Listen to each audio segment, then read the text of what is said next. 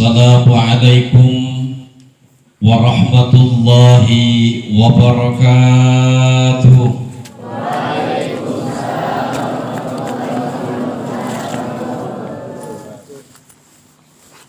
Alhamdulillahilladzi ja'ala al-ilma arfa'a sifatil kamaliyah.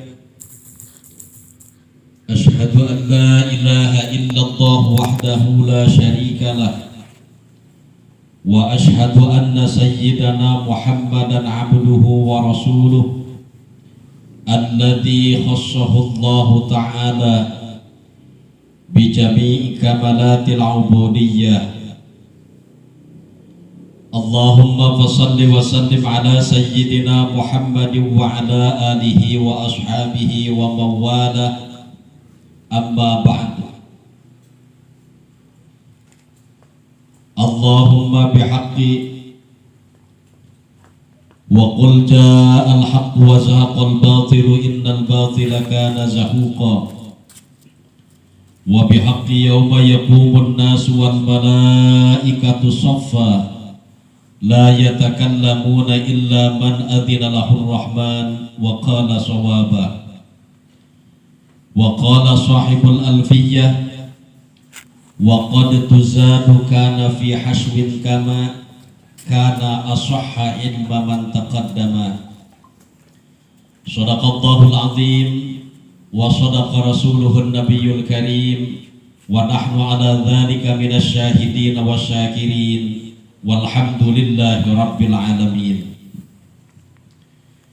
Seraya memanjatkan puji dan syukur kepada Allah Subhanahu wa Ta'ala yang telah memberikan izin kepada kita semua bahwasanya pada malam hari ini kita dapat berkumpul bermuajahah di dalam acara penutupan dari rentetan dalam rangka memeriahkan Listiqlali Bidadina yang ke-75, yaitu Hari Kemerdekaan Negara Republik Indonesia yang ke-75, dan sekaligus dalam rangka memperingati datangnya Tahun Baru Islam.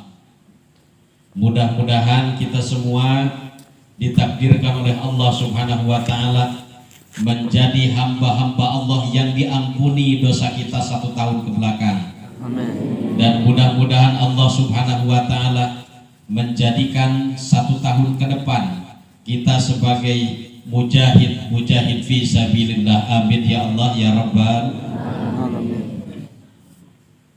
Pimpinan Pondok Pesantren Al-Mumtaz yang saya muliakan, walau kana ghaiban, karena beliau nanti malam akan bertolak ke Kabupaten Karawang sehubungan besok ananda tercinta Nisa Naili Sa'adah mau melaksanakan wisudaan di pondok pesantrennya, yang tentunya kita berharap mudah-mudahan beliau sekeluarga ditakdirkan oleh Allah Subhanahu wa Ta'ala menjadi orang-orang yang selamat dalam perjalanannya sampai tujuan dan kembali lagi ke rumahnya. Amin. Asatidz dan asatidzah di lingkungan Pondok Pesantren Al-Mumtaz, maka Allah bituli hayatihim wa nafa'a bi ulumihim. Amin ya Allah ya Rabbal alamin. Amin. Yang saya muliakan dan yang saya cintai, anak-anakku santriwan dan santriwati Pondok Pesantren Al-Mumtaz yang telah begitu setia berawal daripada persiapan, pelaksanaan, bahkan sampai malam hari ini insya Allah rentetan kegiatan akan ditutup. Saudara-saudara yang Allah muliakan, sebelum saya memberikan materi yang relatif singkat, izinkan saya untuk memberikan tadzkirah dulu kepada kalian semua. Saya mohon di antara kalian semua, baik itu santriwan ataupun santriwati, untuk tidak ada yang tidur, tidak ada yang meleng, karena di penghujung ceramah saya, seperti halnya biasa, saya akan memberikan door prize kepada santriwan dan santriwati yang bisa menjawab pertanyaan saya. Setuju? Setuju? Alhamdulillah. Saudara-saudara yang Allah muliakan, sungguh sangat bahagia ketika orang tua mempunyai seorang anak yang mana anak tersebut betah berdomisili di pondok pesantren. Saya bahagia mempunyai anak yang pertama, anak yang kedua berdomisili di pondok pesantren. Pimpinan pondok pesantren Al-Mumtaz bahagia mempunyai anak yang pertama walaupun masih dalam tingkatan MI atau madrasah ibtidaiyah atau setara SD yang sudah mau berdomisili di pondok pesantren. Kenapa? Karena itu merupakan invest orang tuanya, baik itu di dunia maupun di akhirat. Dulu ada sebuah kisah yang dinyatakan seperti ini. Suatu hari ada orang yang meninggal. Di depan mayat ibu-ibu paroh tua. Di belakangnya ada mayat yang diantar, tidak begitu banyak pengantarnya.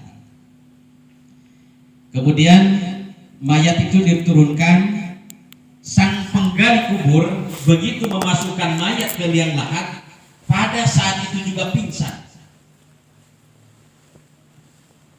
Lama-kelamaan terbangun kembali, siuman, kemudian diselesaikanlah tugasnya dan selesai penguburan.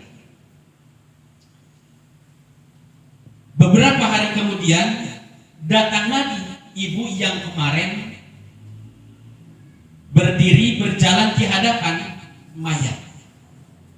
Di belakangnya sama mayat juga. Yang mengantarkan mayat sama seperti halnya yang mengantarkan mayat yang pertama, tidak begitu banyak diantar oleh orang-orang. Seperti halnya biasa, mayat itu diserahkan kepada sang penggali kubur. Kemudian sang penggali kubur pun memasukkannya ke liang lahat, akan tetapi tidak sampai pingsan.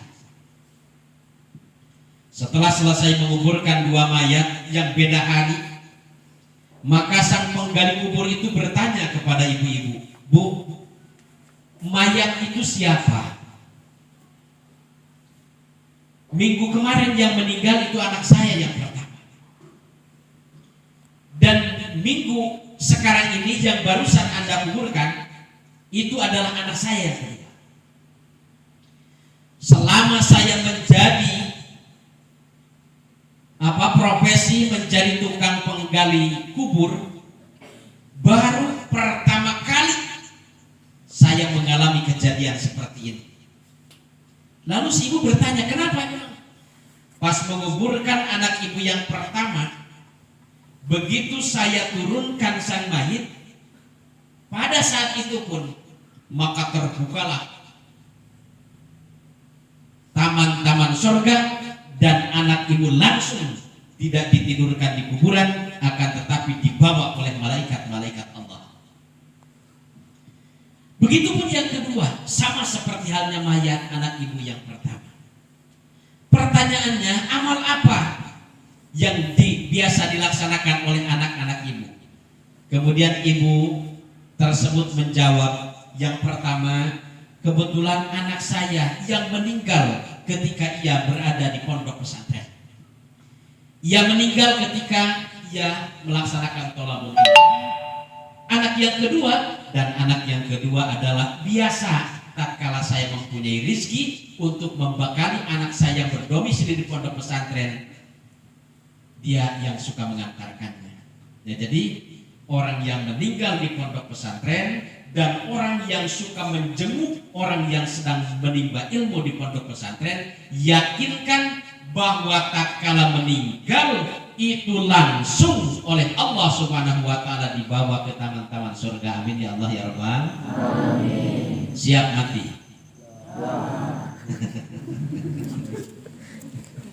Mudah-mudahan kita dipanjangkan umur, amin.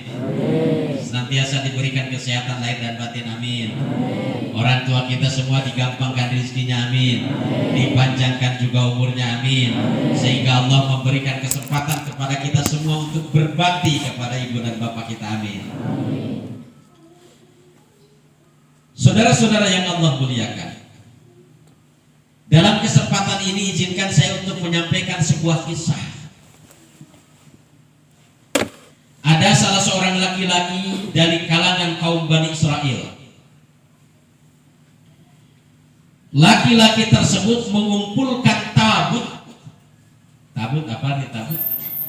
Tabut itu kotak. Kotak itu kalau dalam bahasa Jermannya peti. Tahu peti? Mengumpulkan 80 tabut. Dan 80 tabut itu berisi ilmu-ilmu pengetahuan. Jadi satu tabut, satu kotak itu entah mungkin 100, 200, 1000, 2000, 1 juta atau 2 juta ilmu pengetahuan di dalam. Ini 80 kotak. Allah Subhanahu wa taala melihat kejadian seperti itu. Kemudian Allah Subhanahu wa taala berkata kepada Nabi kaum Bani Israel, "Hai nabiku, tolong sampaikan kepada orang tersebut yang mempunyai dan mengumpulkan sampai 80 kotak yang berisi ilmu pengetahuan tersebut, bahwasanya ilmunya tidak akan pernah bermanfaat, jangankan di akhirat nanti, termasuk di dunia saja tidak akan bermanfaat." Nauzubillahi min, kecuali apabila ia melaksanakan 3 hal saja. Nah, jadi pada malam hari ini saya mengajak kepada kalian semua, mari kita menghijrahkan kebiasaan mencari ilmu kita dari tahun kemarin kepada tahun sekarang. Yang biasanya leha-leha harus hijrah menjadi giat. Yang biasanya dibangunkan harus hijrah menjadi orang yang suka membangunkan. Yang biasa kobongnya dibersihkan sama orang lain, sekarang hijrah menjadi biasa membersihkan kobongnya sendiri. Yang kemarin-kemarin suka uniko, usaha nipu kolot, sekarang berhenti. Hijrah sekarang harus jujur kepada orang tua. Dulu kan ada orang yang seperti itu, "Pak, meser kitab sabarahi jang tilu cenah kitabna. Anu kahiji kitabna Sulap Taufik, anu kadua kitab naon? Kitab Mirqatus Su'ud, anu katilu kitab naon? Kitab Tasawuf." Teu nyaho eta-eta keneh. Jadi minta duit 15.000 ka kolotna boga bati pan 10.000. Jadi jangan seperti itu. Yang biasanya nunggak uang masak, sekarang hijrah, jangan pernah nunggak lagi. Jadi di kita ini ada tradisi buruk dulu ya, ada orang yang sudah 3 tahun keluar itu masih punya hutang, dan sampai sekarang dadah saja, kawin bararisa, ingin anak bisa, bayar hutang bisa.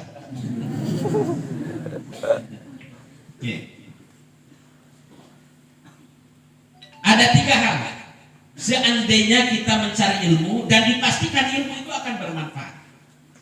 Yang pertama, kata Allah Subhanahu wa taala, "La tuhibbid dunya falaisat bidaril mu'minin." Jadi asalnya la tuhib wasakin idza urika bil kasr. Jangan sekali-kali engkau mencintai dunia. Falaisat bidaril mu'minin, sesungguhnya dunia itu bukanlah tempat bagi orang-orang yang beriman. Bahkan fa di sana itu bukan fa jawab, akan tetapi fa lit ta'lil. Artinya fa untuk mengillati. Tatkala ada sesuatu yang mengillati, maka otomatis ada yang diillatinya. Yang diillati itu bersifat kudus dan yang kudus bersifat fana. Makanya fana, dunia bersifat fana. Karena kefanaannya, maka dunia bukanlah sebagai tempat orang-orang yang beriman, bahwa dunia ini adalah merupakan penjaranya orang-orang yang beriman, dan tempat kita yang sebenarnya nanti di surga Allah Subhanahu wa ta'ala. Di surga itu enak. Yang hitam-hitam tidak ada lagi. Yang pesek-pesek tidak ada lagi. Yang gino-gino tidak ada lagi. Yang kribo-kribo tidak masuk. Yang buduk-buduk tidak masuk. Jadi yang masuk ke surga itu adalah orang yang ganteng-ganteng dari kaum laki-laki dan orang yang cantik-cantik dari kaum perempuan. Jadi bidadari surga itu tidak pernah kencing, tidak pernah BAB, tidak pernah head, tidak pernah hitut-hitut aja. Jadi mantap banget. Mantap banget. Beda dengan bidadari surga. Bidadari surga mah kumaha anu dikonsumsi, ngadahar peuteung wer, ngadahar peuteung wer, bau peuteung. Ngadahar jengkol wer kieu, sugan bau kastori henteu, bau jengkol. Itulah bidadari dunia. Bidadari surga itu nanti tidak seperti itu. Satu kali dipakai litade, satu kali dipakai litade. Wah. Jadi untuk saudara Ibnu Awal yang dipastikan akan jomblo selama di Al-Mumtaz, itu tenang saja, nanti juga banyak bidadari menunggu ente. Rambut kribo nanti akan dirubah menjadi hitam dan bagus. Kalau gigi udah itu aja pakai.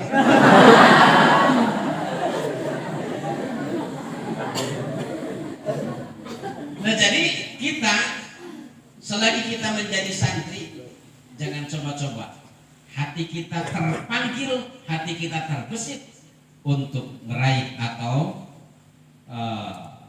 tergoda dengan keindahan dunia.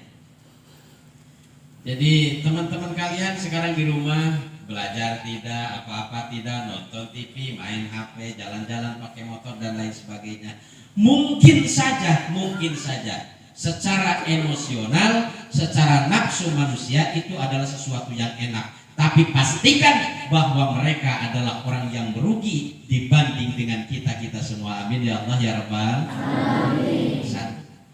Kemudian yang kedua, resep menjadikan ilmu bermanfaat itu adalah wala tusahibis syaitan falaisa birafiqil mu'minin. Jangan coba-coba bersahabat, jangan coba-coba berbarengan, jangan coba-coba berdampingan dengan setan alaihi laknat. Karena setan itu bukan untuk dijadikan teman bagi orang-orang yang beriman. Setan itu pengennya tatkala sholat berjamaah pengennya datang paling akhir. Setan itu tatkala mau ngaji datangnya leha-leha. Setan itu pengennya kalau orang lagi ngajar ngaji pengennya tidur. Setan itu pengennya tatkala datang waktu subuh malas untuk bangun. Setan itu kalau huai tahu huai kantuk, wah colongong, itu tidak ditutupi.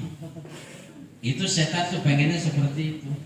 Jadi kalau bersin, kalau batuk, kalau huai itu ditutupi.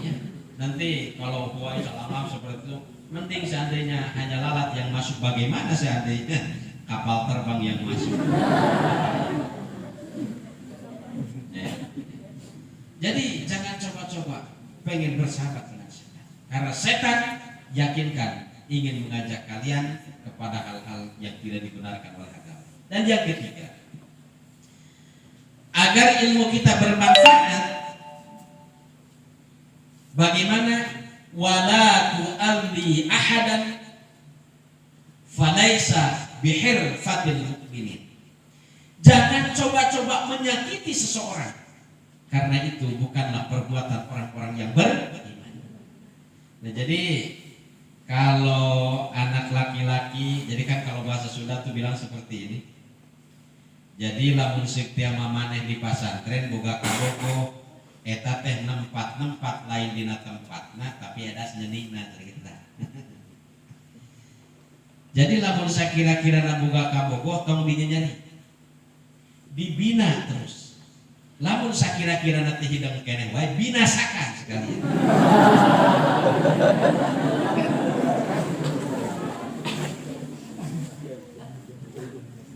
Maksud saya bukan seperti itu. Menyakiti sesama teman, menyakiti saudara satu kamar, menyakiti saudara satu alma mater dan lain sebagainya. Pastikan apabila seseorang sudah mampu menyakiti hati orang lain, suatu saat orang tersebut akan disakiti hatinya oleh orang lain. Na'udzubillahi min.